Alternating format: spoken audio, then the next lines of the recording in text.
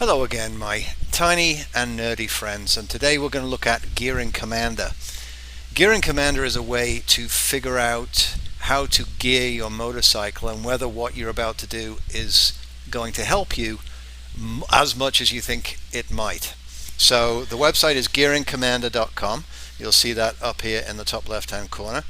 And over on the right we've got the statistics for the KTM.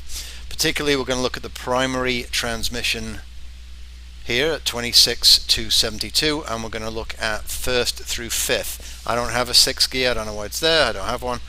What you do is you come across to Gearing Commander and you can load different bikes. I actually loaded a 250 XCW 2008 into the system and it wasn't correct. It was close, but it wasn't correct. So the first thing we do is we take 72 and we divide it by 26, say over here, over on the right, and we get a value of 2.77. So that's a primary drive ratio right here, 2.77. Nice and easy. Next thing we do is we grab the rear tire size, and I'm running a 150/60/17 Metzeler M5, and that gives us a tire circumference which is automatically worked out of 1922 millimeters. I've put my max RPM in at 7850. That is not the max RPM of the bike, it's the max RPM that I kind of get to, and you'll see why in a second. And then we talk about the final drive. So the 14 is the number of teeth on the front sprocket, and 44 is the number of teeth on the rear sprocket, and that's what I have now. Okay, gives you the chain pitch and the chain lengths. That doesn't really matter for what we're doing. And we now know that this line here is set up correctly, and then what I do is I copy those lines below, and we're just going to change this number here.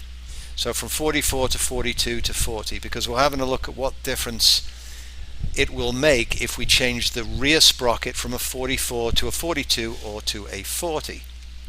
The large track doesn't need a tremendous amount of low gearing. It's all upper gearing. So the idea here is let's get as much top end speed as we can on the on the large track and see if that can improve our lap time, which of course it will. So stock 44, then 42, and then 40, and we're going to play around with this a little bit to figure out if it's correct. Now the next thing we do is we put the gear ratios in here. Now if you load your bike using the bike tables up in the top left hand, these will be put in for you, but of course if you also go to the owner's manual, you're going to find your transmission ratios right here. So we've got first through fifth, and there's the numbers right here. So we put those in, and you'll know which way to put them in. 14 goes in the red, so the first number goes in the red and the second number goes in the blue. So you just put them in first through fifth, and you'll see that those numbers correspond to these numbers here. And then what we should be able to do is see what speeds we get at different RPMs. I put a minimum RPM here of 5,000, and I have it in kilometers per hour, which is what I'm measuring in. And we will see here that fifth gear should give me at 7850 RPM, which is the max I put in, 118.2 kilometers an hour top end. This is stock, so I can click on current or custom. Right now we're going to concentrate on stock. So let's have a look to see if that actually makes sense. This graph that we got using Race Chrono, we can actually see 118 kilometers an hour on this straight, and we can also see that this seems to be the top end speed over on the right here.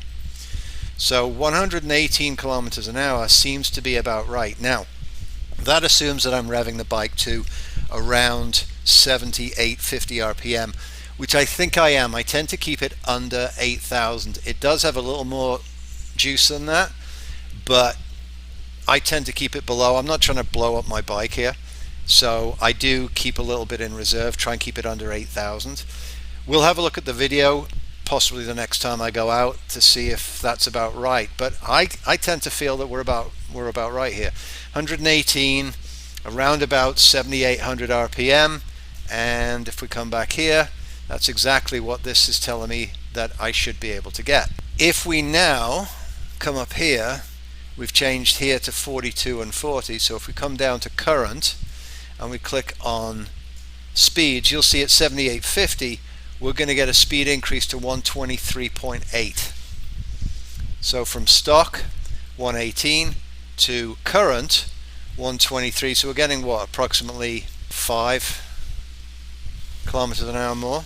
And if we go to custom, then we're going to get 130. So if we're currently getting 118 and we can get 130, in order to do that we need a 40 tooth rear sprocket. So it'll be interesting to see if that actually happens. I am going to order a 40 tooth rear sprocket. I was toying with getting a 42, but I think I might as well get a 40. The way that the gearing is set up on the EXC that I have is the same, I believe, as the XCW. That is, first and second gear are actually lower than normal, and then third, fourth and fifth are around normal, if not maybe a tiny bit taller. So we know that first and second are super low geared anyway, so having a tall geared final drive, which 1440 definitely is, then I'm hoping that one offsets the other in the lower gears, which will be good for the kart track. I can't go higher than 14 on the front sprocket because it simply won't fit. I had a look, I'm sort of running out of space at 14, so a 15's not on the cards, so the only thing I can do is change the rear. So that's a very long way of saying that if I order a 40 tooth rear sprocket on my setup right now, I should see an increase from 118 kilometers an hour to a top end of 130 kilometers an hour if I stay at my RPM range of 7850. And well, I guess we'll see what we'll see.